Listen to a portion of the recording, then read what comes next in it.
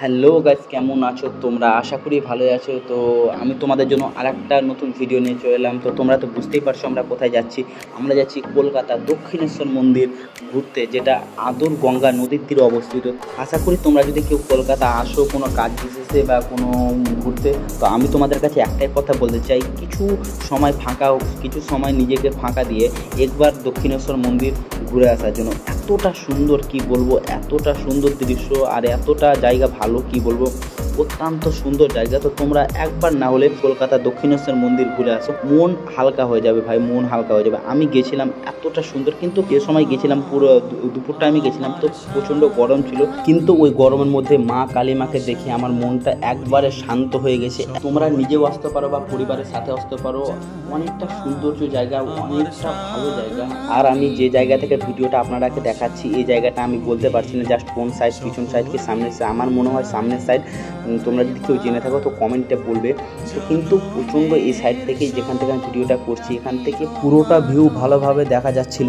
দক্ষিণেশ্বর কালী মন্দিরটা এতটা সৌন্দর্য দেখাতে ছিল, কি বলবো তোমাদের বলে বোঝাতে পারবো না। এই সাইডে জলের উপরে অনেকটা হাঁস হেলতেছিল, আমি সেই সময় ভিডিও করতে পারিনি। আমি চাই তোমরা আসো, ঘুরে যাও, অনেকটা সৌন্দর্য জায়গা।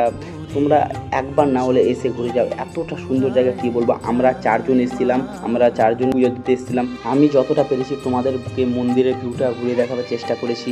মন্দিরের সামনের দিকটা যতটা সুন্দর, অতটাই সুন্দর পিছন সাইডে কুঠিবাড়ির পাশে রয়েছে এই স্বামীজির বিশাল আকার মূর্তি। জায়গাটি খুব মনোরম। আর আমরা এখন যাচ্ছি মন্দিরের পিছন সাইডে। মন্দিরের পিছন দিকে আমাকে অনেকটাই ভালো লাগতেছিল, কারণ গঙ্গার দিক থেকে আসতেছিল হালকা শিরশিরে বাতাস। মন্দিরের পিছন সাইডে রয়েছে 12টি শিব মন্দির। শিব মন্দিরগুলো দেখতে প্রায় একই রকম, অনেকটাই সুন্দর। এই গঙ্গার ধার বরাবর যে মূর্তিগুলো আপনারা দেখছেন, এই মূর্তিগুলো হলো রামকৃষ্ণ দেবের ছদ্র ছায়া ধারণা করতেন, তাদের মূর্তি বসানো রয়েছে। আমি এখন দাঁড়িয়ে আছি গঙ্গা নদীর সামনে। এই গঙ্গা নদীর নাম হলো আদুরে গঙ্গা নদী। অনেকটাই সুন্দর নদীটা, আর অনেকটাই ভালো। আজকের ভিডিও এই পর্যন্ত।